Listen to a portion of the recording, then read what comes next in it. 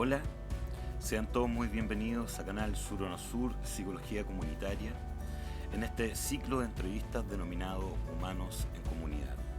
En esta ocasión, en nuestra sexta entrevista, tenemos como entrevistado al profesor Antonio La Palma. El profesor presenta una amplia carrera en intervención comunitaria en la Argentina. Además, presenta un desarrollo tanto como docente y académico universitario. El profesor desarrolla su pregrado en la Universidad de Buenos Aires y realiza su doctorado en psicología en la Universidad de Belgrano. Bueno, sin más preámbulos, vamos con la entrevista. Bueno, como les comentaba, estamos en la entrevista Humanos en Comunidad, ¿cierto? En el canal Sur No Sur, Psicología Comunitaria, junto al profesor Antonio La Palma, que nos acompaña en esta ocasión. Profesor, ¿cómo está? Buenas noches, Carlos. Muy bien acá, entusiasmado con esta entrevista.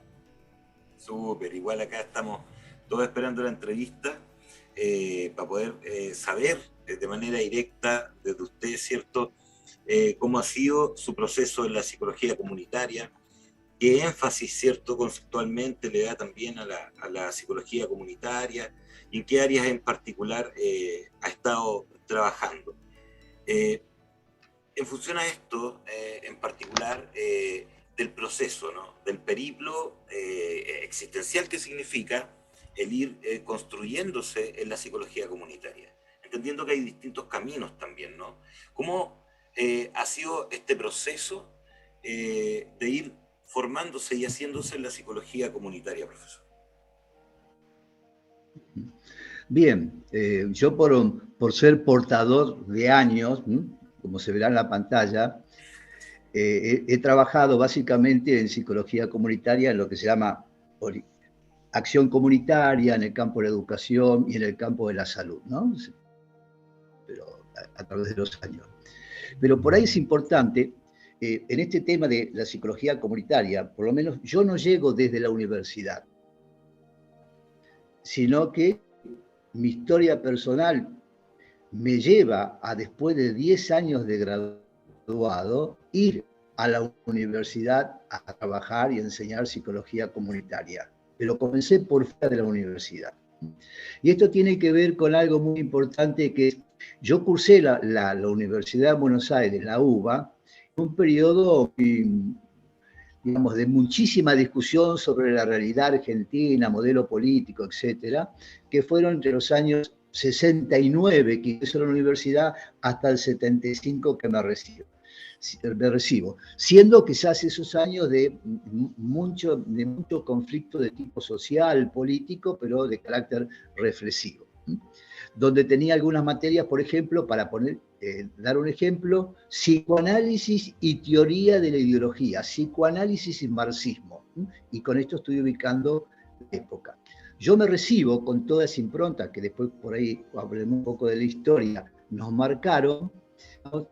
Y yo quiero hacer psicología social, pero no psicología social del pequeño grupo, sino una psicología social que tenga que ver con una contribución a la sociedad.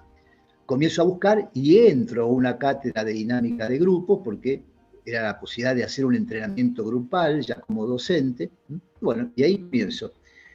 Al muy poco tiempo, el titular de la cátedra me llama y me dice que él es presidente de una no gubernamental que trabaja en todo el país, y si yo quiero ir a ver un problema que existía con un grupo en el norte del país, dado que en las entrevistas iniciales dije que yo me quería dedicar a la psicología social aplicada a grupos en contextos sociales.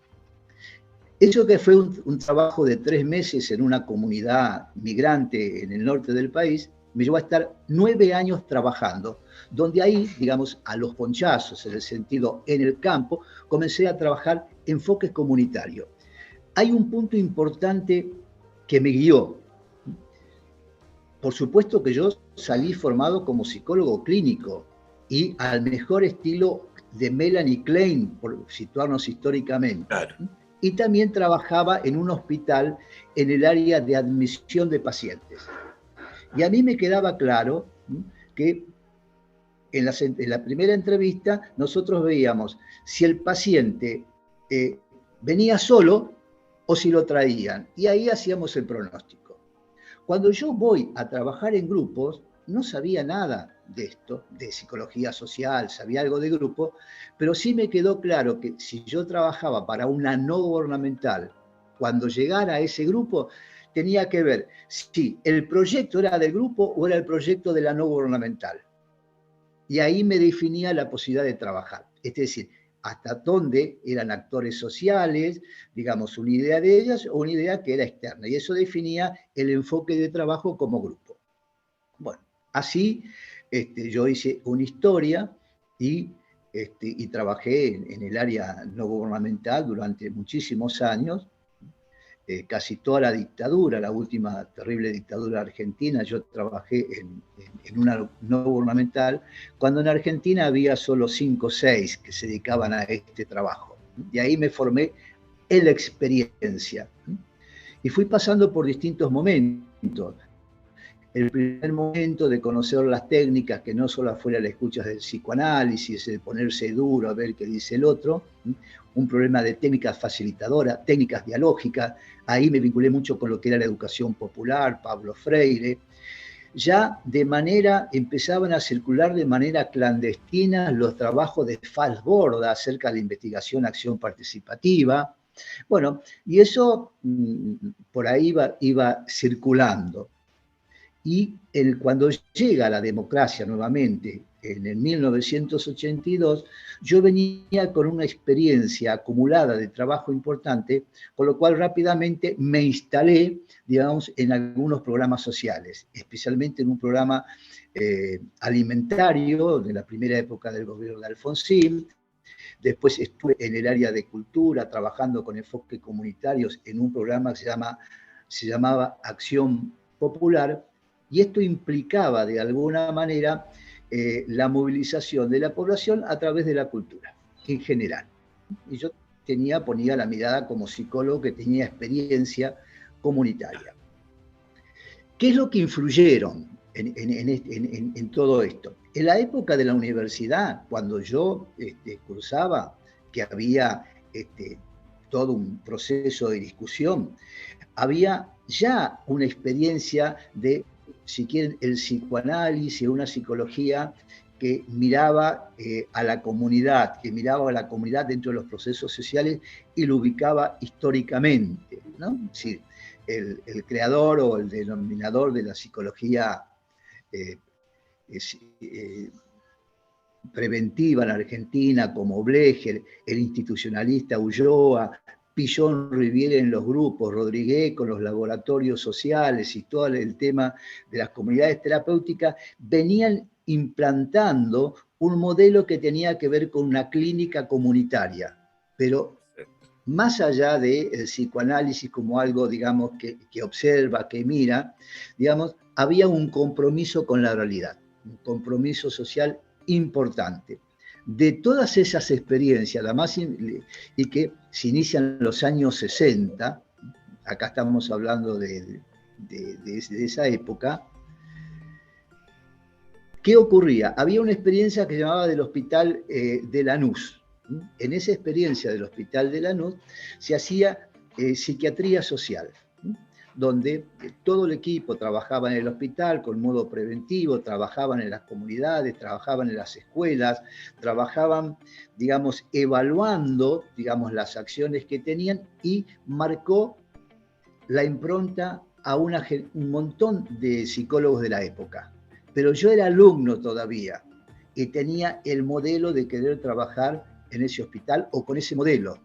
Sin embargo, después vino la dictadura y eso directamente desapareció.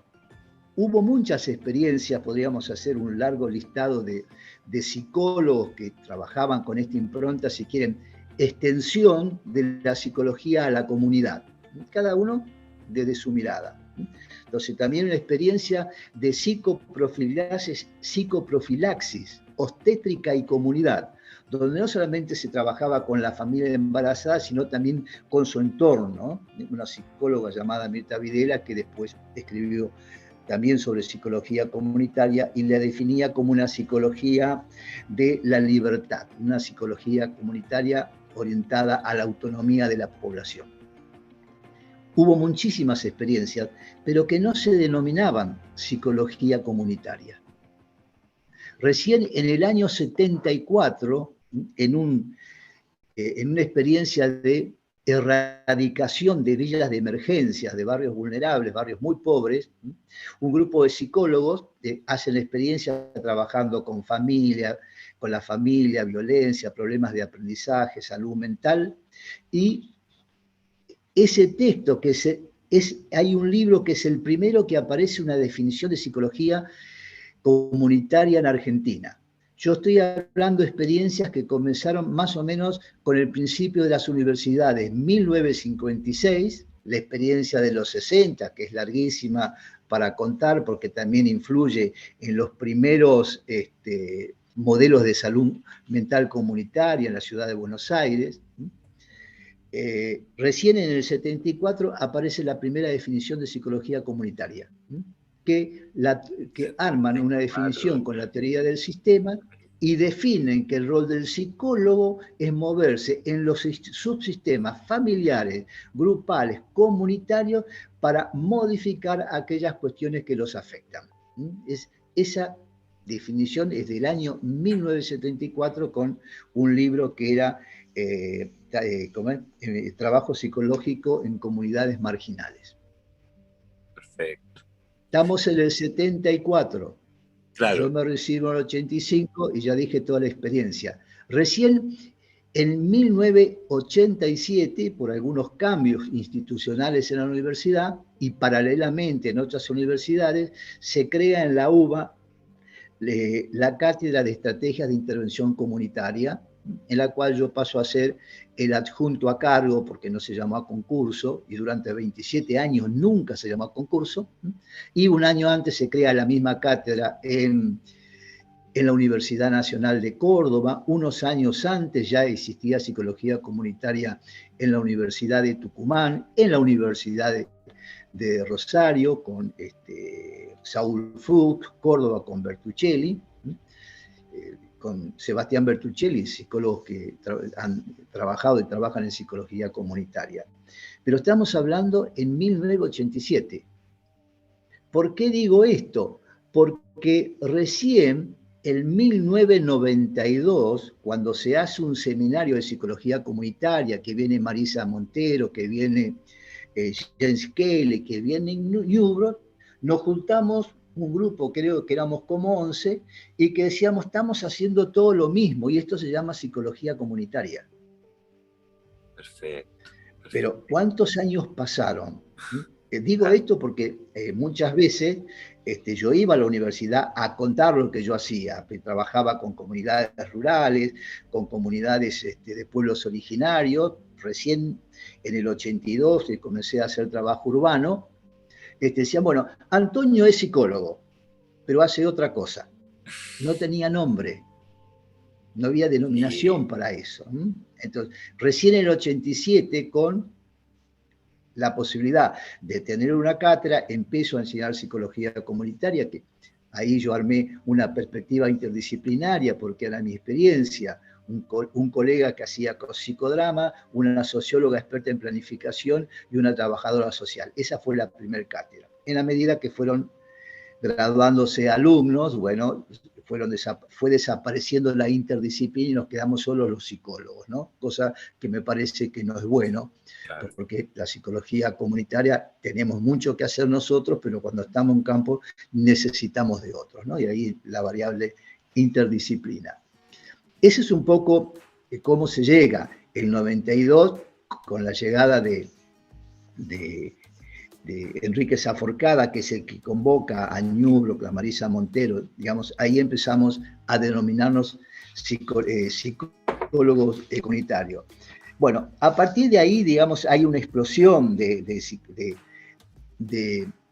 trabajos en psicología comunitaria. Ya comienzan todas las universidades a tener cátedras de psicología comunitaria con esa denominación. Recién en el 2008 la UBA tiene la cátedra de psicología comunitaria, al poco tiempo hay un profesor que da clase, pero es una materia optativa, no obligatoria, con lo cual están diciendo qué pasa con la psicología comunitaria en Argentina, por lo menos en aquel momento. Ahora hay cierta diferencia, ¿no? Eso es. Y después, bueno, ha habido una explosión ya, en el 2000, a partir del 2010, por ahí, se crea una red de cátedras de psicología comunitaria o las que están relacionadas entre sí, donde hay muchos alumnos, donde hay docentes con el nombre de la mateada. El mate es eso que tomamos los argentinos como símbolo de trabajar, estar con otros, por eso se denominó la mateada, que sería como la primera red de psicología comunitaria que todavía sigue existiendo y que anualmente hacen actividades. Bueno, hoy, todas las universidades, podríamos decir que tienen psicología comunitaria. Después podríamos discutir si todas o algunas resisten algo que es importante, las dimensiones del paradigma que menciona Marisa Montero. Porque acá a los ponchazos íbamos consiguiendo bibliografía, pero recién en el 2006, digamos, comienzan a aparecer, 2008 y en adelante, los libros de Marisa Montero, que fueron los primeros libros de circulación oficialmente por todas las universidades, a tal punto que ha hecho una impronta importante en el conocimiento de la psicología comunitaria en Argentina. Si bien hay otras áreas que influyen mucho, como la salud comunitaria, que la psicología comunitaria es transversal a ese modelo, pero a tal punto han influido que en muchas reuniones hoy se dice, bueno, tenemos que desmonterizar la psicología comunitaria en la Argentina. Bueno, un poco eso es, digamos, hasta ahora, ¿no? Después podemos retomar algo que tenga que ver con que en el aquí y hoy, los cambios fundamentales, ¿no? Que tienen que ver con la investigación, con lo interventivo, ¿no?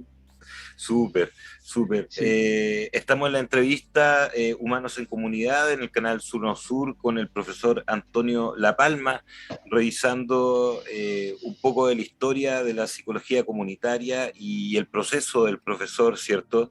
En su construcción como psicólogo comunitario, en su entrada en la academia, y cómo fue el proceso, ¿cierto? En este construirse desde la experiencia, desde los procesos en la relación humana y la comunitaria. Profesor, vinculándonos con un tema que también está obviamente conectado con esta construcción histórica que hizo de la comunitaria en Argentina, sería importante revisar escenarios para la intervención en la psicología comunitaria. ¿Qué impresión le genera? ¿Qué conceptos le parecen importantes? ¿Cierto? Su opinión. Yo tengo un trabajo que se llama El escenario de la intervención comunitaria, ¿no? Que de alguna manera fue la sistematización que yo hice allá por el 2002 de toda mi experiencia hasta ese momento, donde ya incorporaba el ámbito académico. Y hay dos elementos importantes. Primero, ya en ese modelo, en ese momento, yo ya tenía incorporado el modelo ecológico contextual en la psicología comunitaria y el modelo de desarrollo humano, el modelo ecológico de desarrollo humano, el MET, ¿no? Y entonces, el escenario no solamente era el espacio territorial más cercano, la comunidad, en el sentido, no la comunidad como definición, sino la comunidad real con la cual estábamos trabajando. ¿Por qué digo la comunidad real? Porque tenemos muchas definiciones de comunidad y un montón de indicadores para decir que es una comunidad. Pero cuando estamos en un barrio tenemos que redefinir esa comunidad en función de esos indicadores, cuánto existen, hasta dónde, la profundidad que tiene y tener nuestra propia definición operativa de qué sería la comunidad en ese caso. En el escenario, digamos que yo empecé leyendo unos textos, ya cuando no había mucho material todavía, unos textos norteamericanos sobre estrategias de intervención comunitaria, donde en vez de escenarios se hablaban de las arenas. Es decir, claro, era interesante. Las arenas eran, digamos, eran los escenarios, pero cuando yo leo eso, la arena era las arenas eran como venían del campo militar, ¿no? Esa mesa con arena donde ponían los soldaditos, y me parecía una metáfora bélica, ¿no? Interesante, porque se hablaba de modos de abordaje y ahí queda como estrategia, que también viene del campo militar, ¿no? Pero el escenario es la síntesis entre ¿qué hay en ese escenario? Nosotros tenemos 3 elementos importantes. Primero están los grupos. Si las comunidades, digamos en el sentido amplio, está conformado por distintos tipos de grupos, más formales, menos formales. Cuando digo formales, puede ser una comisión de vecinos con personalidad jurídica. Los informales, el ropero comunitario que entrega ropa, el comedor comunitario, el grupo de mujeres que se asocian en defensa de ciertos intereses. Entonces, por un lado tenemos grupos, pero cada vez que nosotros vemos un grupo, cualquiera sea el grado de formalidad, digamos, detrás de eso nos encontramos con las necesidades que tienen esos grupos. Y esos grupos generalmente se orientan a resolver algún tipo de necesidad. Entonces, es parte de ese escenario, digamos, que es histórico, que es cultural, que es político, que es económico, que está atravesado por lo macro. La historia contemporánea atraviesa en distintos momentos, de distintas maneras, a estos grupos, y que estos grupos se organizan para resolver sus necesidades. El tema, que cuando uno está en ese escenario, estos grupos no están solos, hay otros con los cuales compiten, hay otros con los cuales negocian, hay otros con los cuales se complementan y cooperan y hacen estrategias de solidaridad para resolver los problemas. Entonces ahí van apareciendo lo que en el sentido más amplio se pueden llamar las redes. Pero justamente en un barrio concreto se ponen en juego, digamos, los grupos que se organizan con distintos grados de consolidación para resolver sus necesidades. Y en función de eso se relacionan con otros grupos. Pero para que esto funcione, aquí aparece entonces algunos de los conceptos fundamentales de la psicología comunitaria. Para que esto realmente funcione y tengamos, podemos denominarlos escenarios con un enfoque en psicología comunitaria, es cuando aparece la participación. Pero no la participación solamente de la población, sino la participación de todos, ese con ellos, que nos involucra a nosotros, aun cuando seamos agentes externos que lo vamos a siguiendo. Pero estamos involucrados en ese compromiso de facilitar procesos de cambio. Entonces ahí tenemos ya cómo incorporamos a ese escenario real y concreto un concepto que es la participación, y como dice Sánchez Vidal, la máxima participación viable. ¿Por qué? Y porque nosotros podemos generar procesos participativos, la población también, pero hay otros que se oponen a los procesos participativos, ¿no? Porque están determinados este escenario en un contexto mucho más amplio, que es el que determina muchas cuestiones de lo que nosotros queremos hacer. ¿Qué implica esto? En el caso de Argentina, que tenemos sucesivas crisis económicas, políticas, que son de carácter cíclica, la de los años 90 generó, digamos, un impacto de desocupación altísimo. Y eso no fue producto interno, fue producto de algo externo que surge y que impacta la famosa globalización en este contexto más interno, generando los efectos psicosociales, la desocupación y toda la secuela que eso implica. Entonces, estos son los aspectos del escenario. Nosotros nos movemos en el contexto más interno, más micro, entre las necesidades, los grupos, etcétera, mediante procesos participativos, pero hay determinantes que son ajenos. Ahora, esos determinantes, digamos, también son trabajados, porque en el hospital aparecían los momentos de crisis y empezaba a aparecer pacientes que no eran habituales, eran de clase media, que habían quedado sin trabajo. Bueno, el por qué me quedé sin trabajo no era solamente un problema, me tocó, es porque yo soy de determinada manera, sino que hay un contexto que lo determina, y acá la reflexibilidad no tiene que ver con mi grupo más cercano, sino en el contexto en el cual estamos ubicados. Después, ya en la teoría, nosotros trabajando vamos a estar cruzados por muchas lógicas o racionalidades, que son, por un lado, la racionalidad política que nos atraviesa, que es las reglas de cómo se acumula poder para tener más poder y poder gobernar, en términos de traducir ese poder en gestión de gobierno y política pública. Pero los modos de gestión política no son únicos.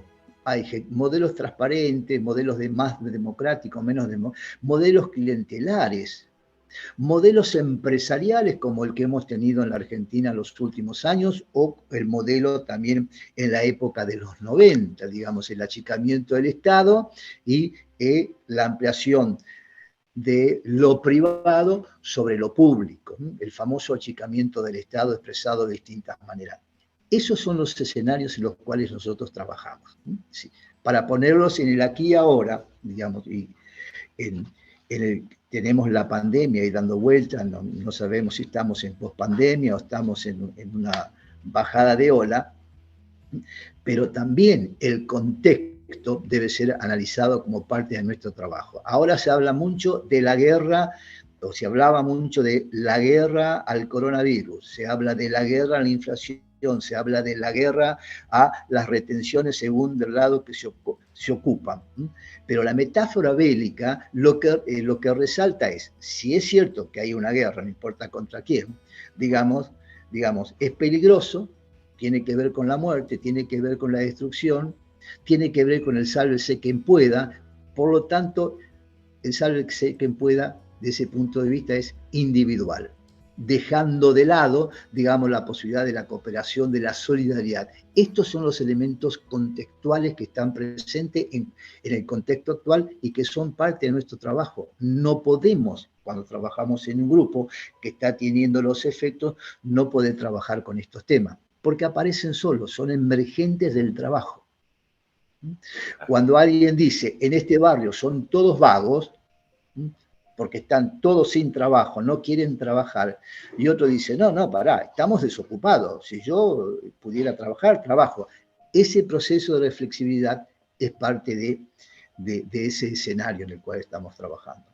Bueno, por ahí hay otras cuestiones que son confluencias, que pueden ser por momentos conflictivas o pueden ser colaborativas, donde un modelo de racionalidad política, de modo de gestión política más democrático, tome el punto de vista de la racionalidad técnica que tenemos los psicólogos comunitarios por la formación profesional que tenemos, pero por otros momentos, bueno, estamos en el modo de gestión clientelar y somos clientela, es decir, más de uno puede venir a decir, un senador decir, mire La Palma que su contrato depende de lo que yo diga, digamos, no tengo libertad de acción, a eso me refiero el modelo clientelar, ¿no? O el modelo empresarial es cuando alguien viene y dice, bueno, a ver, quiero un programa dinámico, quiero un programa de trabajo comunitario, pero tiene que ser productivo, tiene que haber productividad. Y cuando uno pregunta cuál es la productividad, bueno, mire, más de 2 entrevistas con una familia, usted con toda la familia no puede tener. Y ahí tiene que tener ese resultado, 2 entrevistas. Desconociendo que hay distintos modelos familiares y que es difícil juntar a 3 generaciones para que enganche el programa de primera infancia, el programa materno-infantil, el tema de violencia, más el programa de adultos mayores. Entonces, eso es productividad. todos esos aspectos tienen que ser discutidos porque si no se vulneran, para poner en esos términos, lo que sería nuestra posibilidad de trabajar, que necesitamos de tiempo, el tiempo de la gente, el tiempo con nosotros, procesos de reflexividad. Bueno, por ahí me olvido de algo, ¿no? Pero estos serían los elementos que están presentes en el escenario, del cual nosotros somos parte, porque también la psicología no tiene un modelo único de entender la realidad. En un momento ahora donde todo tiene que ser veloz, rápido, como dice Bauman, la sociedad líquida, los resultados tienen que ser inmediatos. Sin embargo, los procesos de reflexión sobre la realidad para transformarlo tienen otro tiempo. Y esa es una tensión que tenemos los psicólogos comunitarios cuando estamos trabajando, ¿no? Bueno, todos estos elementos son parte del escenario, por ahí hay más, pero el escenario lo que hace es que nuestras intervenciones la ubica históricamente.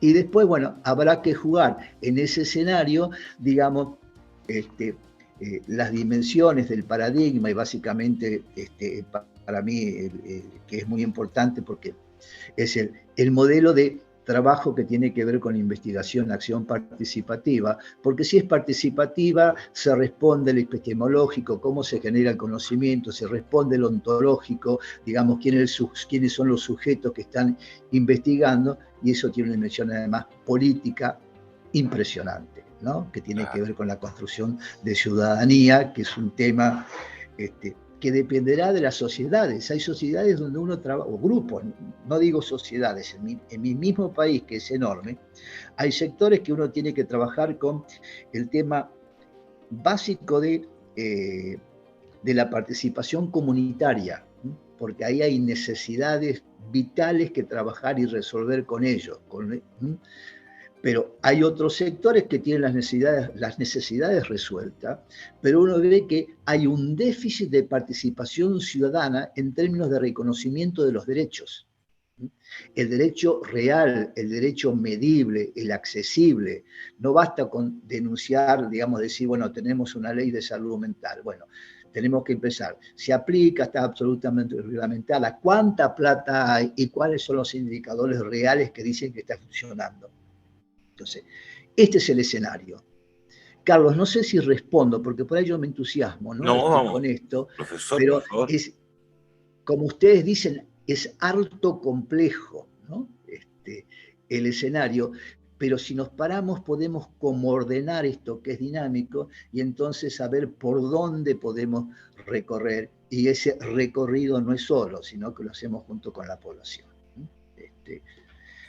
Por eso a mí me parece que la psicología comunitaria no solamente es compleja, sino que requiere, digamos, una formación disciplinar importante, porque sabemos que podemos trabajar en políticas públicas, pero tenemos que tener una dimensión de mirada de los grupos o las organizaciones situadas históricamente. Y eso puede variar por regiones. Entonces, una cosa es trabajar en el norte del país o en el sur, o trabajar con una población del norte, donde la mayoría de la población es migrante que vino del norte y se fue al sur porque hay trabajo. Y cuando uno dice sentimiento de comunidad, todos están esperando volver a su provincia de origen, pero hace 20 años que están instalados, ya tienen hijos adolescentes, difícilmente vuelvan a su provincia de origen. Entonces, esto implica, esa es la dimensión histórica y ese es el escenario situado, ¿no? Independientemente de dar cuenta de la variable cultural, y por ahí hay un colega, creo que es mexicano, que habla de las intervenciones culturalmente apropiadas, ¿no? En el sentido respetar la cultura y esas diferencias con las cuales estamos trabajando. Con lo cual hace de la psicología, la práctica de la psicología comunitaria, un tema complejo. Claro. Comprender los códigos culturales antes de empezar el trabajo, con una adecuada definición diagnóstica. Yo pensaba, profesor, pensaba en esta lógica de la psicología comunitaria de la que hablaba usted, también en relación a las políticas públicas, como en esta importancia de visualizar las nomenclaturas. De repente, cuando se ocupan conceptos como proceso de participación no vinculante, Y uno se detiene ontológicamente en la definición y es un sinsentido. Y creo que también la psicología comunitaria funciona eso porque pasaba por distintos conceptos, esta revisión, ¿cierto?, de distintos conceptos que hacía en los escenarios. Y cuando plantea la idea de participación, sí, o sea, la importancia de lo que es la participación y que de repente si la comunitaria no participa de lo que es la participación en esa reflexión, pueden aparecer estas nomenclaturas extrañas como proceso de participación vinculante o no vinculante. Lo del vinculante. Es claro, acá, digamos, por eso la pregunta es, ¿de qué participación estamos hablando, no? Independientemente de las calificaciones, por ahí donde, bueno, uno dice, bueno, un ejemplo, yo trabajaba en un programa y estaba, podríamos decir, psicología comunitaria a pleno de perspectiva de género, la gente discutía, las mujeres armaban programas, hacían proyectos, estaban. Entonces, el contratante, que era una institución del Estado, un día me llama y dice, La Palma, dígame, ¿qué están haciendo? La gente está discutiendo mucho, hasta hablan mal del gobernador. Sí, pero eso está bien, porque en realidad hablan mal del gobernador, porque todavía hay cuestiones que no entienden y hay que buscar un culpable, es el gobernador. No, pero nosotros no queremos que discutan, nosotros queremos que solamente estén informadas. Entonces, ahí ya hay una contradicción entre cómo me contrataron, yo fui con todo la carne al asador desde el punto de vista de la racionalidad técnica como psicólogo comunitario, y después cuando me dijeron, no, que solamente trabajen en información. Entonces, es un tema muy complejo, con lo cual hay que discutir con mucha anticipación qué entiende cuando el Estado mismo con la política pública, qué entiende por participación. A modo de ejemplo, yo aprendí en este tema de cuando dicen, bueno, vamos a hacer un proceso participativo, pedir los documentos institucionales que me dicen qué entiende dentro de un marco de política pública qué es la participación. De un documento de cerca de 500 hojas, donde la palabra participación se repetía cada 3, 4 páginas, el capítulo de participación eran 2 hojas. Una cosa muy amplia, que es progresista hablar de participación, pero no quedaba claro si era informativa, si tenía que ver con el intercambio de opiniones para que influyan en algo, y de influir en las decisiones. Pero generalmente el que tiene poder dice, bueno, las decisiones las tomamos nosotros, ¿no? Es un tema muy complejo. En una investigación sobre participación ciudadana en salud, que por un problema administrativo no participó Chile, pero sí participó Uruguay, Bolivia, Paraguay. Brasil y Chile tuvieron problemas administrativos y no pudieron ingresar dentro del tiempo de inicio de la investigación, ¿no? Cuando uno le preguntaba a los más altos cargos, ministros, secretarios, qué era la participación ciudadana en salud, las respuestas aparecían como, bueno, cuando hay problemas, la gente sabe organizarse, sabe resolver sus cuestiones, pero si se organizan es un problema para nosotros. Entonces, este tema que es el poder, lo que se teme de los procesos participativos. Bien, el tema del referéndum, que es una herramienta de incidencia pública, digamos, una herramienta de participación ciudadana, que tiene la característica de no vinculante, es importante. Si la población dice no a algo, aunque no sea vinculante, los políticos se van a cuidar de llevar adelante la acción. Eso ha pasado con algunas consultas sobre las mineras acá en Argentina, en el límite con ustedes, en el límite con Chile, donde era tal el conflicto que había entre el sí y el no, que cuando ganó el no, detuvieron directamente el tema de las mineras en esa provincia. Y por otro lado, cuando siguen con el sí, digamos, todos aquellos sectores que se oponen y el no pierde frente al sí, pero tiene una diferencia que no es muy holgada, digamos, eso genera conflicto social porque es un procedimiento democrático, pero además del procedimiento democrático, digamos, se juegan pujas de poder, modos de entender la sociedad, modos de entender cómo es la realidad. Entonces, son herramientas de gestión pública, no son perfectas, pero sí, tenemos que, cuando trabajamos en una política pública, tener muy claro cuando aquel que dice nuestro programa es participativo, digamos, ¿qué se entiende por participación? ¿Qué entiende ese programa de política pública como participación? Es un proceso de consulta, la consulta sirve para alimentar decisiones políticas y eso tiene que ver con la posibilidad de influenciar las políticas públicas. Bueno, si es así, tiene que haber una devolución y la gente tiene que saber que eso que se dijo se hace, influye. Y si no se influye, tiene que saber por qué, porque a veces hay datos que no permiten una implementación justa de eso que quiere la población. Por ejemplo, falta de presupuesto. Y entonces la falta de presupuesto puede llevar a que la participación es armar una serie de cursos de capacitación sobre un tema que es de interés de la gente, pero que no cambia nada la realidad. Pero ahí hay una cuestión de engaño. Entonces, el tema de la participación quizás es el tema más complejo de la psicología comunitaria. Porque si entramos a el tema de la consulta, vos traías que puede ser no vinculante, ¿de acuerdo? Pero también la consulta puede llevar a que la gente se organice en consejos consultivos, y esos consejos consultivos, digamos, tengan cierta representatividad y tengan cierta legitimidad. Pero también se puede formar como una subestructura dentro del poder más amplio, que son cooptados y dejan con el tiempo de representar los intereses a su propia comunidad, especialmente cuando los consejos consultivos, pues, los integrantes comunitarios de los consejos consultivos comienzan a tener salarios importantes dentro de la administración pública. Este es uno de los temas que yo he observado como procesos de dificultades, ¿no? Entonces, es muy lindo decir que la participación es estar informado, correcto, sería el mínimo grado. Sin información no se pueden tomar buenas decisiones. Para tomar buenas decisiones, que sea el nivel más alto de una participación real, genera que pueda haber un proceso de intercambio de puntos de vista que enriquezcan las tomas de decisiones.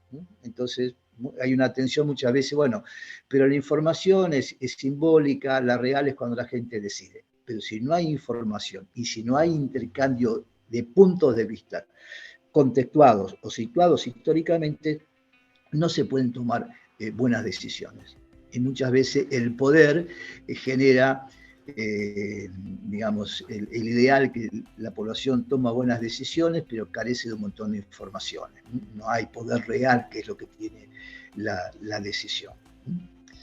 Creo que el tema de participación que se habla tanto y que ha generado, algunos autores han generado muy buenos trabajos en el campo de la salud, en el campo de la educación, sería un tema que debería volver a debatirse, a reflexionarse, a discutir en el campo de la psicología comunitaria, especialmente ahora que todo es rápido y donde los deterioros de los lazos sociales son importantes. ¿Participación es estar solamente junto con otros? La pregunta es ¿para qué? Claro. Esto es como decir, bueno, los invitamos a hacer un taller, vengan a un taller sobre cualquier tema y vamos a un barrio. Y en realidad es un grupo de discusión donde hacen una serie de ejercicios, bueno, alguien hace un cierre, pero el taller no es esa herramienta de construcción colectiva entre todos.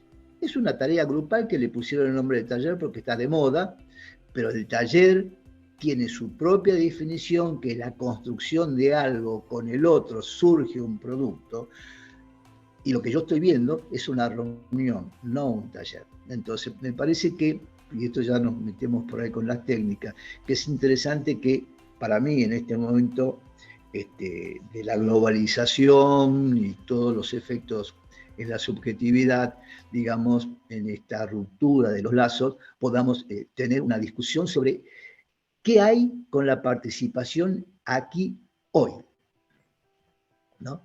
Justamente. Porque es un concepto fundante. Sí, o sea, sí, central. Porque lo que vos decís, esto de lo vinculante, no vinculante, sea como naturalizado que los procesos son participativos, y por lo tanto decir que me junto con otros ya estoy generando participación. Y entonces, como había una psicóloga acá que falleció de la Universidad de Tucumán, que fue una de las primeras que generó muchísimo de psicología comunitaria, con mucho trabajo de campo, mucho más que otras universitarias, la profesora Parajón de Ferulo, ella decía que cuando hablamos de participación aparece, tiene una teoría de un libro sobre las 3P. La psicología tiene conocimiento, la psicología comunitaria para poder trabajar, intervenir, tiene modelos conceptuales, el eje es los procesos participativos, pero cuando hablamos de participación aparece la tercera P, que es la P del poder. Entonces, me parece que por eso tenemos que, porque cómo se está viendo las relaciones del poder hoy, donde la subjetividad se construye por los medios de comunicación. Entonces, me parece que es un concepto a revisar. Lo mismo que la naturalización del concepto de otro concepto fundamental que va pegadito a la participación, que es el empowerment o el fortalecimiento, el empoderamiento, ¿no? Digamos, bueno, todos debemos empoderarnos. Hay grupos que están empoderados, pero tenemos que medirlo. No basta con hablar que tengo derechos porque existe una ley. La aplicación de esa ley, ¿cómo cambia mi modo de vida? Y hay que construir indicadores. Este también es un tema que dentro de la psicología comunitaria deberíamos de alguna manera empezar a discutir, porque entre una subdisciplina, como dice Montero, joven, pero en un proceso de transformación del mundo en la actualidad, digamos, no digo que estos conceptos no tienen importancia, tenemos que revisarlo a la luz de hoy para no perderlos y que queden naturalizados. ¿Sí? Empoderamiento es saber que tengo derecho, ya está. Ahora, si se aplican, no importa, pero ya me empoderé.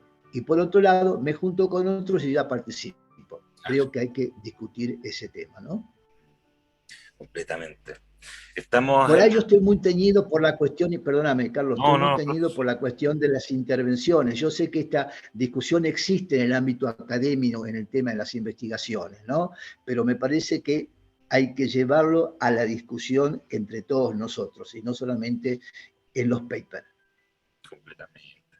No, es que es central, justamente tiene la psicología comunitaria que hacerse cargo éticamente de un repensar, de un reflexionar en estos conceptos tan importantes como, por ejemplo, la participación. Estamos en la entrevista Humanos en Comunidad en el canal Sur o No Sur, Psicología Comunitaria, junto al profesor Antonio La Palma, revisando algunos conceptos de la psicología comunitaria, los énfasis que el profesor desarrolla en torno a estas ideas y sus reflexiones. Otro elemento importante son los niveles múltiples de intervención comunitaria. Desde esta idea, yo sé que hay toda una visión y un constructo en torno a los niveles múltiples de intervención en psicología comunitaria. Profesor, poder revisar, ¿cierto?, esta lógica desde su mirada. Coméntenos un poco. Los niveles múltiples, digamos, tiene que ver con tratar de organizar o ordenar, digamos, la complejidad que es hacer psicología comunitaria en la realidad, digamos, en el sentido del nivel interventivo, la aplicación de sus principios para transformar un aspecto de la realidad. Y eso se hace con la gente, en un territorio concreto. Pero cuando estoy ahí, digamos, y son procesos que llevan un tiempo. Yo he tenido la oportunidad de trabajar en procesos comunitarios de 3, 4, 5 años, digamos, a través del tiempo y seguirlos, ¿no? Donde primero, digamos, es un proceso de cambio, de producir algún tipo de cambio en la población, la subjetividad o los bienes materiales que tiene una comunidad para mejorar su bienestar. Y eso tiene que tener indicadores. Hay un proceso de cambio, hay un proceso de transformación. Podemos tener muchas teorías para eso, ¿no? Pero es cierto que ese proceso se da como consecuencia de que uno trabaja en grupos, con un grupo concreto, ¿no?, que está resolviendo determinadas necesidades. Entonces, ese grupo, digamos, va a tener modificaciones que van a ser observables y evaluables por ellos y por todos nosotros en forma conjunta si nos estamos acercando a la meta. Pero entonces, yo sé que tengo algún modelo que me permite entender cómo vamos recorriendo para llegar a un objetivo, para llegar a esa meta definida por ellos o definida entre ambos, pero que ellos se han comprometido que eso es lo que quieren y que si lo logran va a modificar su vida. Eso es ese proceso. Pues yo estoy trabajando con grupos, pero es diferente si es un grupo que tiene una estructura jurídica que lo legitima. Me tengo que preguntar si esa estructura jurídica que lo legitima, cuando un grupo que es excelente funcionando para resolver sus problemas, de golpe por un problema técnico de racionalidad burocrática, tiene que tener presidente, secretario, tesorero, vocal, todas esas cosas, cambiando el modelo de relación que tienen entre ellos. Como es novedoso, buscan a través de las representaciones sociales que tienen de cómo es ser presidente de algo. Y empieza a jugar ese rol como cree que tiene que ser un presidente, tiene que estar en todas, ¿no? Y entonces genera conflicto al interior del grupo, de ese grupo que antes de que apareciera esto se llevaban todos bien.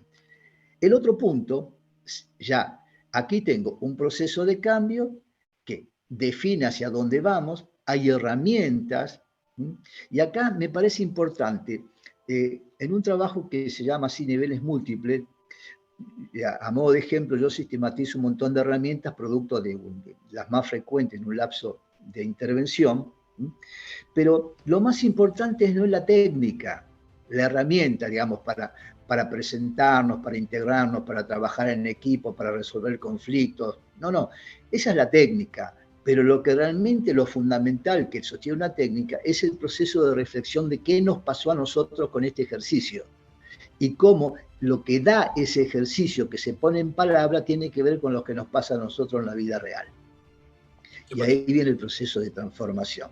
Claro. Entonces, digo esto porque entonces ya nuestras herramientas, digamos, son parte de esa intervención que tiene como niveles múltiples. Niveles múltiples es como estar circulando de, primero, hoy en qué momento del proceso estamos, cuánto nos empoderamos, qué dificultades está teniendo este grupo en este momento, dificultades que vienen porque apareció la formalidad, que muchas veces ocurre, o hay un cambio en la propia historia del grupo y estar en una situación novedosa. Por otro lado, un tema muy importante en los niveles múltiples, digamos, como si fuera una sumatoria de distintos niveles, que todos están, es como una especie de rompecabezas que todos están encajados, que se dislocan porque hay conflictos, hay ruidos, etc.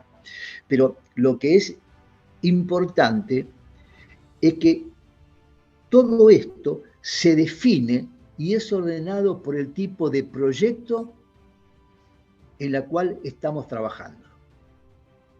Si el proyecto es el empoderar a un grupo de mujeres sobre los derechos de perspectiva de género y qué posición tienen con la violencia familiar, ese es mi proyecto. Y esto va a teñir, va a modificar, va a generar, digamos, distintas velocidades en el proceso de cambio, distintas técnicas que vamos a tener que trabajar, vamos a tener que considerar ese grupo en el contexto cultural, en el barrio, que a lo mejor es diferente a otro barrio que está a 70 kilómetros porque tiene otra impronta cultural.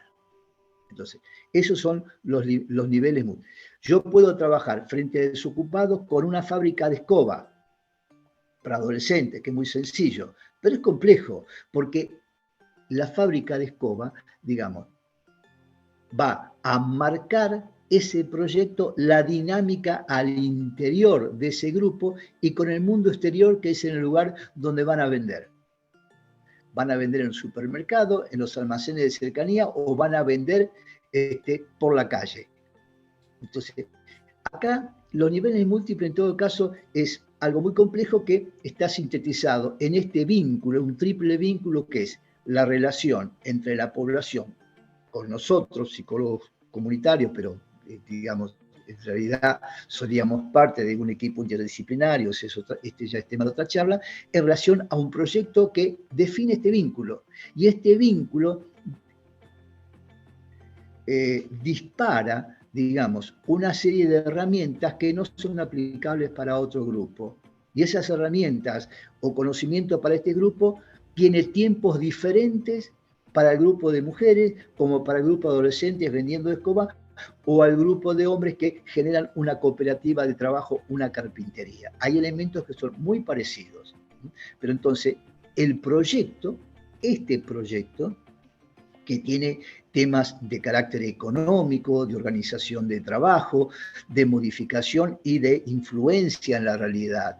Es decir, porque este grupo, el grupo de mujeres que yo hablo, cuando deciden hacer una obra de teatro para poder expresar su problemática, y ahí los psicólogos tuvimos que incorporar gente de teatro para que le ayudara a hacer la obra de teatro.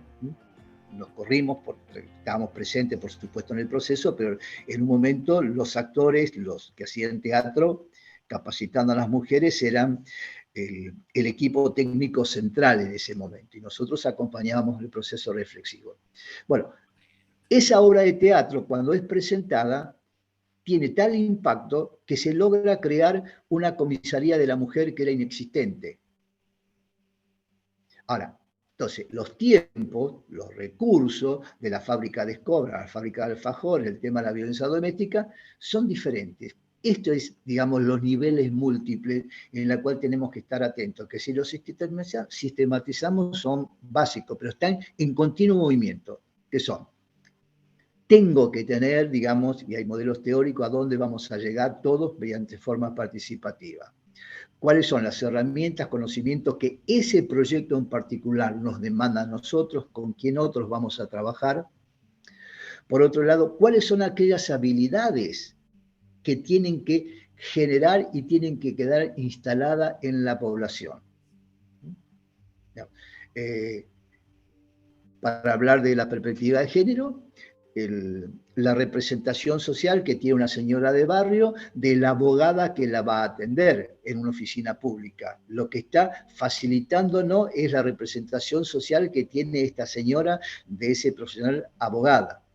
Entonces, al final de un seminario donde todo se suponía que todo estaba bárbaro, una señora decía, bueno, cuando volvamos a la calle después de este seminario, si yo la veo con trajecito sastre, no sé si me animo a hablar. O sea, que aquí, para que haya una modificación, estamos trabajando con estas teorías que generan habilidades que tienen que ver para nosotros con las representaciones sociales o el sentido común que tiene la población respecto a los otros. Entonces, el escenario es una articulación ordenadora, digamos, de proceso de cambio, herramientas que facilitan, habilidades y competencias en el sentido que la población tiene, las que tenemos nosotros, aquellas que son transferibles o que se apropia a la población.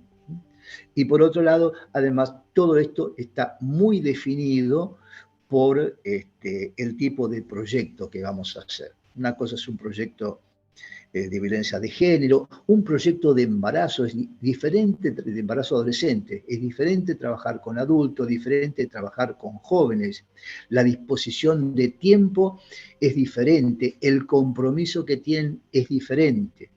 Entonces, pero en la medida que ellos son parte de este acuerdo de cómo vamos a llevar adelante ese proyecto, cualquiera sea el proyecto, digamos, define el grado de participación.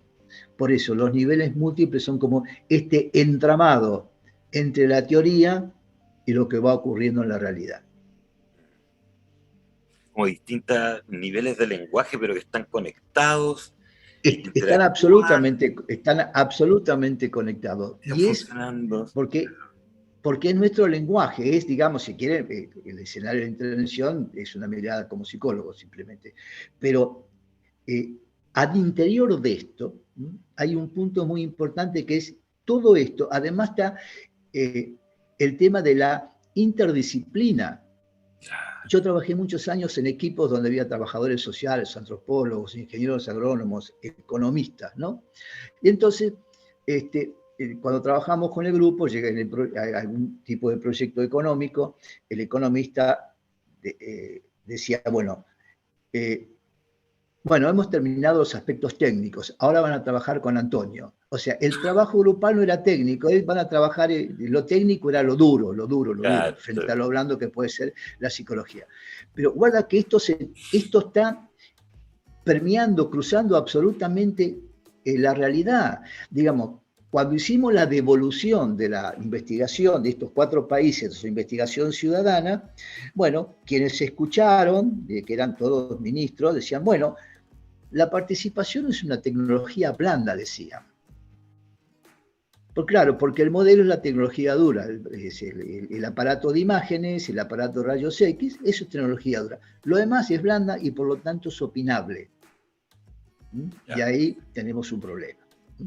Eso también aparece en esto de los niveles múltiples, que es de quién mira esto. Y en el caso del trabajo con el economista, nos llevó años para trabajar juntos bien. Él entendía que un grupo que aparecía muy ordenado no era el mejor grupo para trabajar. En cambio, aquel que él no quería trabajar porque era conflictivo, era, digamos, no tenía que ver con su orden, decía, no, me parece que no va a ningún lado. Y yo tenía que decirle, ojo, mira, que ha ordenado, yo tengo cierta desconfianza, esto que hacen tanto quilombo, perdón por la expresión, realmente me parece que tienen más posibilidades, porque están discutiendo mucho ellos qué quieren lograr. Los otros son tan ordenaditos que vos le decís algo y siempre te dicen sí. Esto te cuestionan todo, pero fíjate que cuando te cuestionan, así como él pudo comprender la mirada de cómo podemos ver los psicólogos un grupo, también, digamos, de otro lado, yo tuve que aprender muchísimo de la racionalidad económica cuando los proyectos que trabajamos tienen que ver con emprendimientos que tienen unas faz productivas para los grupos vulnerables, donde es muy importante ese pasaje de ser empleado o más formal o menos informal a tener su propio emprendimiento productivo cuando se asocian y tienen un compromiso. Hay tiempos que son diferentes. Bueno, estos son los niveles múltiples,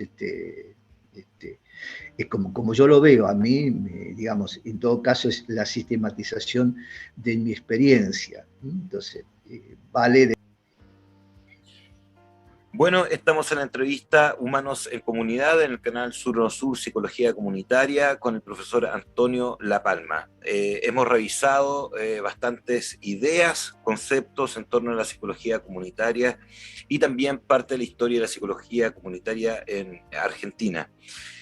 Profesor, algo ya nos dijo de los procesos de participación ciudadana. Pero sería importante poder indagar en la relación que existe entre participación ciudadana y políticas públicas.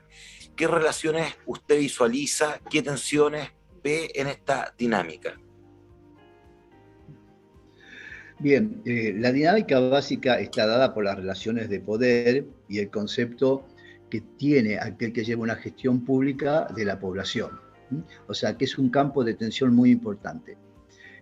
Porque si nosotros tomamos que es la participación ciudadana, la definición más habitual, es la posibilidad de incidencia o influencia en las políticas públicas o en los actos de gobierno, es decir, a través de distintas herramientas de incidencia pública, presupuesto participativo, audiencia pública, revocatoria de mandatos, decenas de herramientas que existen para esto. Con lo cual, esa es la tensión misma, que aquel que genera los derechos, digamos, para que uno sea partícipe como ciudadano, el que ejerce los derechos es el que va a ser controlado. Y esa es la principal tensión, porque no siempre quieren ser controlados. Una cosa es decir, tienen derechos como un discurso progresista, pero si se ejerce el control, ahí hay problemas. Entonces, yo creo que hay un déficit de formación ciudadana, se ha ido, por lo menos para mí, lo que yo veo acá, se ha ido deteriorando a través del tiempo, porque cada vez más aparece una política pública como hecho consumado, aparece una política pública con un tema de consulta, como parece que ustedes lo pidieron, pero nunca se discutieron los efectos negativos de eso que ustedes dijeron que sí, ¿no? Porque no hubo espacio de discusión. Esa es la tensión. Y después aparece el malestar. Por otro lado, cuando hablamos de que la participación tiene ahí la otra P, que es la P del poder, digamos, es importante que, de acuerdo al modo de gestión de políticas públicas, que creo que yo dije hace un ratito, que es el modo como se prestan los servicios, pero siempre el modo de gestión pública está asociado a alguien que presta los servicios. Las licitaciones, digamos, de el recoger la basura es una política pública. Bien, pero ¿con quién asocia? Está definiendo la modalidad que yo tengo de hacer política pública. Digamos, si yo hago, vamos a trabajar sobre la prevención en el sistema de salud y todo el mundo va a tener un bono en dinero para que pueda tener libertad y cuidar su salud, resulta que ese bono lo voy a utilizar en el sector privado y estoy financiando el sector privado con el dinero público en el campo de la salud. Y la gente elige. Como está desprestigiado el área de salud pública, va al privado. Pero, ¿por qué digo esto? Porque los modos de gestión de políticas no tiene que ver cómo presto servicios, sino con quién me asocio para prestar esos servicios. Y ahí hay relaciones de poder, y ahí es justamente donde la participación ciudadana se hace vulnerable. Yo creo que este tema de la participación ciudadana, así como la participación comunitaria era la estrella y sigue siendo la estrella, tenemos que empezar a trabajar también y reflexionar sobre la participación ciudadana. Porque no solamente es lo comunitario, sino que esta es la posibilidad de influir, y acá hay un signo de pregunta, porque los modos de gestión, digamos, la asociación tiene que ver con los grupos de poder económico, de poder de los medios de comunicación, digamos, que influyen y modelan nuestras propias representaciones sociales. Me parece que es un punto importante a discutir hoy, ¿no? ¿Qué implica esto de la participación ciudadana? ¿No? Que es un tema que aparece también en los inicios de la psicología comunitaria con la palabra de la inclusión en salud, en educación, etcétera, en el amplio concepto de bienestar que se habla hoy, ¿no? Pero me parece que ese es el tema, porque ahí hay una relación que se tensiona el poder, y la mayor tensión es que tenemos que controlar a aquel que nos da el derecho, y no siempre quiere ser controlado porque hay formas asociativas de cómo se prestan los servicios que pueden vulnerar los derechos. Tremendo, tremendo, porque me parece un tema central, un tema completamente central, el tema de la participación y su definición ontológica, como entender la matriz de cuál es la estructura simbólica de lo que ese Estado entiende en particular como participación ciudadana, o participación, es participación en definitiva. Pero, es que este tema de ser controlado, digamos, es decir, esto en la vida universitaria, por ahí cuando uno pertenece a algún grupo político y era joven y hacía política, decía, bueno, no se da toda la información, con lo cual se toma una mala decisión en beneficio de un grupo, ¿no? Si no demos toda la información, si preguntan, sí, si no, seguimos avanzando. Eso también ocurre en las ligas mayores, ¿sí? En el sentido de, bueno, se llama audiencia pública para el tema de modificación del código urbano en determinada zona, pero no da toda la información. Le dice a la gente, les vamos a crear nuevas plazas, pero son plazas de cemento, son plazas sin árboles, esas determinadas plazas secas que en una época estaban de moda, y por lo tanto, digamos, la convocatoria tiene que ser con información suficiente y tiempo suficiente para poder discutir. Pero si hay más cemento, cuando llueve, el agua se va, no se escurre, hay menos napas, y cuando hay mucho cemento, hay mucho, y el sol pega fuerte, tenemos un problema de ola del calor, y estamos frente a un tema de cambio climático muy importante. muchas veces mediante procesos pseudo participativos que, convocando a las herramientas de incidencia pública, se da una porción de la información. Y después la gente, todos estamos muy ocupados en muchísimas cosas para sobrevivir, donde muchas veces no tenemos tiempo para estar siguiendo de manera continua la audiencia pública en función de algo, ¿no? Entonces, ese es un tema también, ¿no? Que ya cada vez tenemos menos tiempo para estar interesados en aquellos problemas que son comunes. Y en este punto hay un déficit, hay una especie de analfabetismo, diría yo. No me salió esta palabra, no me gusta, pero es así. Me salió que la participación ciudadana se confunde con participación política. Y la gente, la población, suele tener una representación social negativa de la política, con lo cual se automargina en sus derechos, porque no puede diferenciar política partidaria de política pública y de política ciudadana, que es la herramienta que tenemos. Se estigmatiza. Entonces, la política al final, claro. Exactamente, y bueno, eso vuelve en contra. Esto no es política y la gente queda paralizado porque, digamos, está relacionado con la representación social que hay de la política como tal, ¿no? Como acumulación del poder. Entonces, por eso, es cierto que muchas veces los sectores que tienen más capacidad de influencia política suelen ser las capas medias, pero las capas medias suelen estar obturadas, digamos, por esa cuestión, no, esto es no político, ¿no? Y entonces quedan automarginados de sus derechos. Bueno, da para un análisis gigantesco. Da para mucho, por eso tenemos que buscar a alguien que financie un encuentro sobre participación y empoderamiento hoy, en el 2022, en el contexto geopolítico mundial. ¿Cuánto hay? ¿Cuánto quedó? ¿Cuánto es posible de la participación?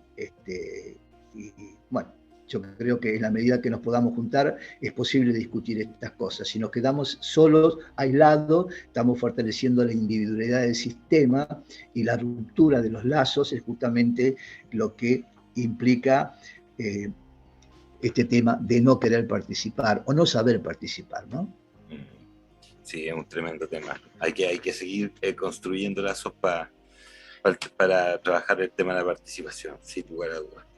Bueno, estamos en la entrevista Humanos en Comunidad por el canal Sur con el profesor Antonio La Palma, indagando elementos de la psicología comunitaria. Estábamos revisando el concepto de participación en tensión con las políticas públicas y bueno, ahora nos interesa revisar, ¿cierto?, la psicología comunitaria hoy desde la academia, desde la investigación, profesor.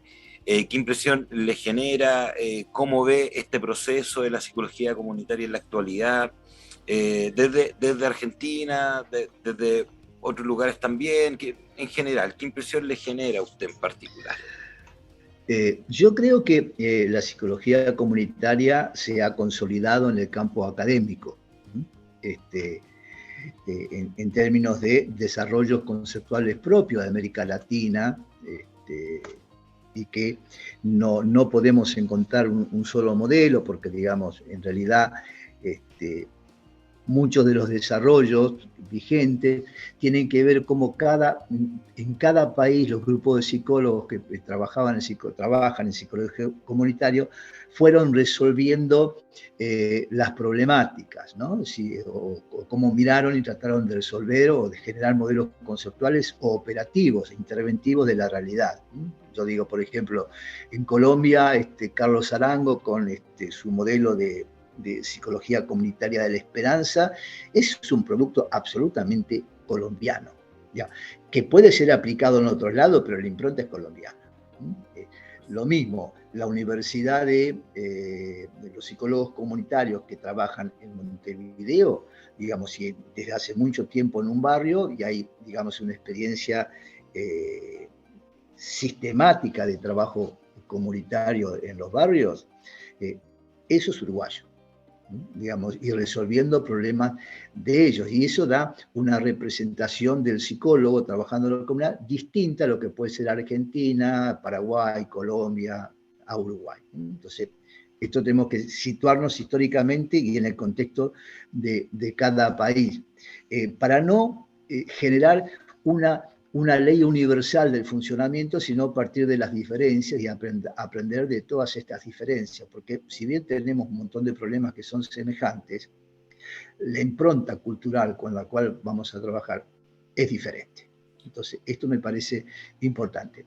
Desde el punto de vista de lo académico, digamos, con mirar la cantidad de revistas y publicaciones de referatos, cuando uno empieza a buscar, digamos, se ha consolidado muchísimo la psicología comunitaria. Lo que a mí me parece que yo no puedo dar certeza de esto, puedo dar certeza que de trabajos de intervenciones que nos lleven a ver cuáles son las experiencias significativas que han logrado cambiar un aspecto de la realidad, de eso me parece que hay poco escrito. Hay mucho más de la reflexión y de la discusión interna, que es el rol de la vida académica, por supuesto. Pero me parece que mientras ha crecido esto, la investigación, ha decrecido un poco la reflexión sobre las experiencias significativas, tanto positivas o negativas, en relación a los procesos interventivos. Ese es un déficit, ¿no? Que me parece que, primero porque hay un punto interesante, que hay muchísimos psicólogos que se han formado, que están interesados, que están trabajando en campo, en el campo de la educación, de la salud y aún mismo en desarrollo social, pero como no están en la vida académica, no tienen posibilidad de escribir estas experiencias que son valiosísimas. Ahora, con este tema de trabajar con ustedes, con Chile, con la Universidad de Playa Ancha, sistematizando algunas intervenciones durante la pandemia, que partió a partir de una experiencia, ¿qué quedó de la psicología comunitaria en la pandemia? Estamos descubriendo que hubo experiencias importantísimas, pero que no venían del área académica, venían del terreno, que ahora por ahí se van a llevar al campo de la investigación, del campo académico. Entonces, estos tres aspectos se han consolidado, tiene presencia en el campo de las investigaciones, puede haber deficiencia en los países, y esto tiene que ver básicamente con los presupuestos que tienen las universidades, y a dónde va el dinero para lo que se define como más importante para el desarrollo de un país, y creo que se ha ido opacando el tema interventivo. Sin embargo, yo creo que se ha consolidado en América Latina, si uno ve de las primeras experiencias que contaba Irma Serrano en el primer libro allá por los 90, hasta hoy, indiscutiblemente se ha consolidado. Ya todas las universidades tienen una cátedra de psicología comunitaria, hay una nueva generación de intereses. Acá en Argentina hay un fenómeno interesante. Se creó hace 4 años una carrera de psicología orientada a formar psicólogos para trabajar en el ámbito público. La característica es esta: forma psicólogos para trabajar en el ámbito público, no solamente en el consultorio, pero el énfasis. Y yo veo a los jóvenes, los chicos y las chicas que están haciendo, tienen una impronta diferente de esto que implica incidir desde lo que ellos entienden, una mirada de una psicología social aplicada a la comunidad, pero muy vinculada a las políticas públicas, ¿no? Eso yo ahora voy a empezar a indicar si hay en otros países, pero acá esto es muy nuevo, pero muy fuertemente incidido a las políticas públicas, y por otro lado se está definiendo el rol que le cabe al Estado en las políticas públicas, ¿no? Eso es como yo lo veo. Después aquí, por ejemplo, volviendo a la Argentina, esta consolidación también se ve en que durante muchos años hubo un solo colegio que tenía la especialización, un colegio de psicólogos, los que representan, digamos, sindicalmente a los psicólogos. Solamente había uno, que era de la provincia de Buenos Aires, el central, el que tenía, digamos, reconocía la carrera de como es la especialización en psicología comunitaria. Hoy ya no, casi no todos, pero muchísimos colegios muy importantes ya están teniendo un área de formación de los psicólogos que llevan años de graduado, y no solamente los jóvenes, en formación en esta mirada de la psicología comunitaria.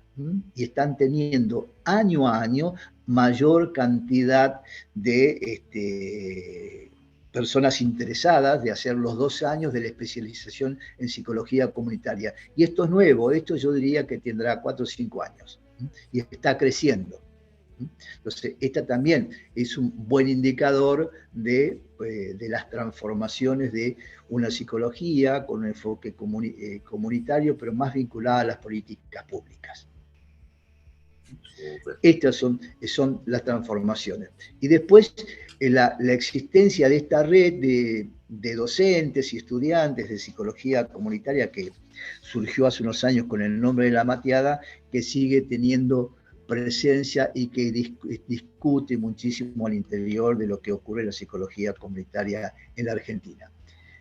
Todavía hay un déficit que muchos de los psicólogos que hacen psicología comunitaria en los centros de salud o en los centros de acción, en los centros de asistencia social comunitarios, digamos, es más una definición personal y del equipo que una decisión institucional, porque todavía está muy asociada la psicología, aunque sea comunitaria, al modelo médico de atención de pacientes. Entonces, muchas veces aparece, digamos, que psicólogos que se han formado en una residencia. Argentina tuvo durante muchos años una sola residencia, la más antigua, ahora hay otras residencias en psicología comunitaria, pero cuando van a trabajar al centro de salud, tiene que resolver la cola de espera, la famosa turnera, como se dice acá, ¿no? El librito de turno. Y muchas veces, bueno, cuando se resuelva la cola, podés hacer lo que vos querés hacer en el barrio. O sea, eso es un déficit. Claro. Por supuesto que hay mucha declamación progresista acerca de la ley de salud mental y el enfoque comunitario, pero realmente cuando hablamos de enfoque comunitario, tiene que ver con este enfoque con la comunidad y no solamente el enfoque en el territorio. La psicología comunitaria no se define porque estamos en el territorio y como soy psicólogo estoy en el barrio y hago psicología comunitaria. No, se define con la participación que tiene la población, ¿no? Bueno, ese es un déficit en la gestión de la salud mental pública que todavía está muy atado, digamos, a la decisión, el entusiasmo de los integrantes de los y las integrantes de los equipos como una definición personal. Pero esto va creciendo de alguna manera, va ampliándose ese horizonte. Se ve en los trabajos, ¿no? En los trabajos que se presentan en los congresos, en las publicaciones que están apareciendo, pero me parece que no es una decisión del modo de hacer gestión política incorporando con palabras mayores la psicología comunitaria. Perfecto, profesor. Bueno, es que lo que pasa es que los últimos 2 temas han estado, pero para poder hablar toda una tarde en torno a reflexiones del tema. En función a la entrevista, en función al tiempo, ya estamos entrando en tierra derecha, estamos terminando en nuestra entrevista, se me ha pasado volando la hora, y siempre ya es una tradición, tenemos en el último momento de la entrevista un espacio para que los profesores, las profesoras, ¿cierto?, le puedan plantear a los estudiantes, a la comunidad que nos está viendo y escuchando, ¿cierto?, de psicología comunitaria, principalmente en Latinoamérica, unas palabras al cierre, profesor, ¿no? Pedirles un comentario para cerrar esta entrevista que ha estado tan interesante. Carlos, yo tengo como recuerdo de la última vez que estuve en Chile, en Temuco, que cada vez que alguien hablaba de psicología comunitaria había como un coro de estudiantes, ¿no?, que decían, ¿dónde está el cambio? ¿No? Dice, ¿dónde está el cambio? Como una especie de cuestionamiento a las cuestiones que se decían.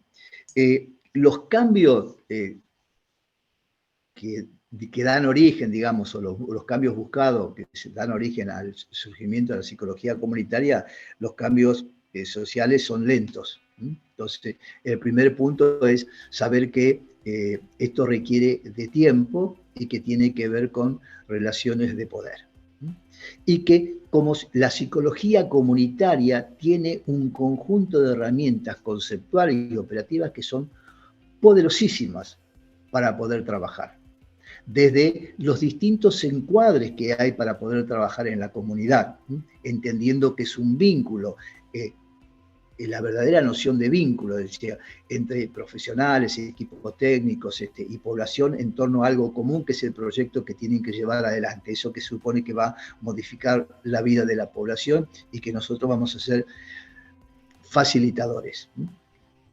Pero que lo más importante es saber que tenemos las herramientas, que como psicólogos comunitarios tenemos que tener algo que es bastante tolerancia a la frustración, porque si queremos modificar algo, está dentro del marco de la historia.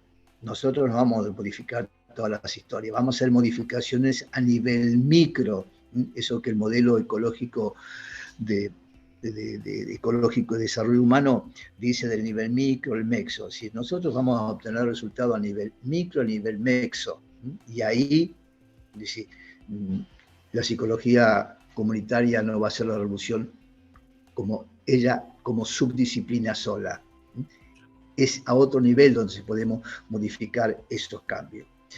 Y así como digo, tenemos que tener tolerancia a la frustración porque estamos trabajando en periodos de cambios que son históricos, dependiendo del tipo de proyectos más cercanos. Tenemos que tener herramientas sólidas para poder modificar esos cambios. O sea, que el tema de lo cualitativo, la participación, también va de la mano de herramientas que puedan medir esto que estamos haciendo. Yo puedo hablar mucho de derechos, pero el primer indicador, si eso puede tener un resultado concreto, es ver qué presupuesto tiene para que se pueda ejecutar. Y además del presupuesto real y concreto, los recursos humanos para poder llevar adelante eso. Esos son indicadores duros, digamos, de cuánto dinero, de cuántos recursos humanos disponibles para ese trabajo. Entonces, la psicología comunitaria se ha consolidado en América Latina. Puede haber ciertos avances y ciertos retrocesos que tienen que ver, por supuesto, con los modos de gestión políticos y los modelos de gestión política que se llevan adelante. Pero nosotros tenemos en nuestras manos herramientas poderosas, conceptuales y operativas para poder hacerlo. Y tenemos que estar siempre preparados para poder influir en los otros, que lo que se llama psicología comunitaria en procesos de cambio para el bienestar son posibles. Pero eso implica tener una actitud crítica propia para los momentos históricos que estamos viviendo.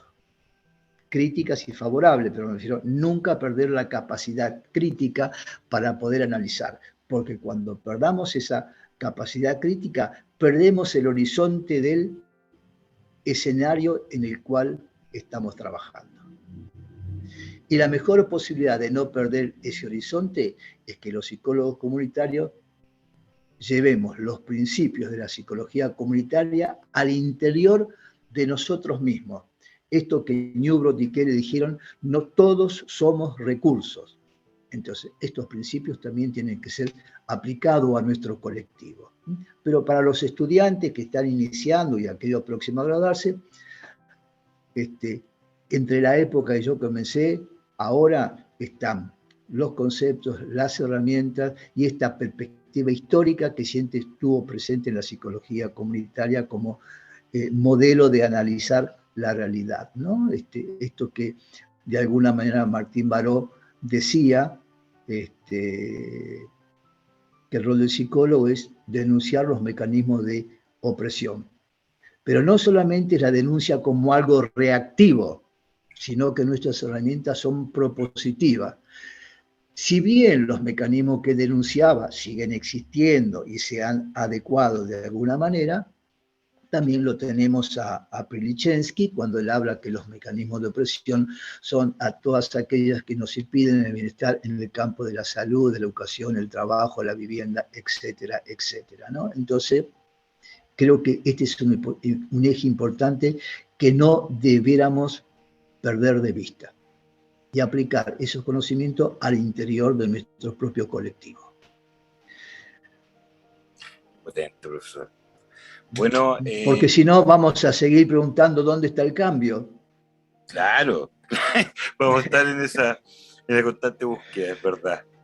Profesor, ha sido un gusto, en realidad la entrevista, como ya dije, se me ha pasado el tiempo volando. Yo, desde la historia en adelante, ha sido toda un gusto de escuchar esta conversación. Bueno, darle las gracias por su tiempo.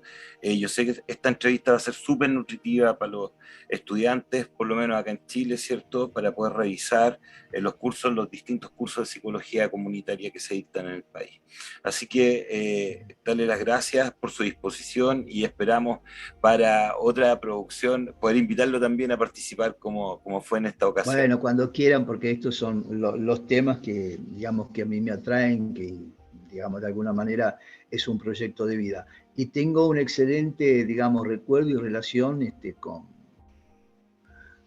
con Chile y la psicología comunitaria, porque pude ver sus avances de la primera vez que fui a Chile, y después también a la Universidad de Temuco, y bueno, ahora con los contactos con la Universidad de Playa Ancha, digamos, y bueno, es un ejemplo porque ustedes son, hasta donde yo conozco, quizás lo que tengan mayor vinculación con la influencia de la psicología social en los proyectos, en programas, para ponerlo en esos términos, ¿no? Después, bueno, evaluaremos cuánto hay de lo que la psicología comunitaria pretende, pero es grato, que es una forma de estar en Chile esta conferencia, ¿sí? Y los gratos recuerdos que tengo.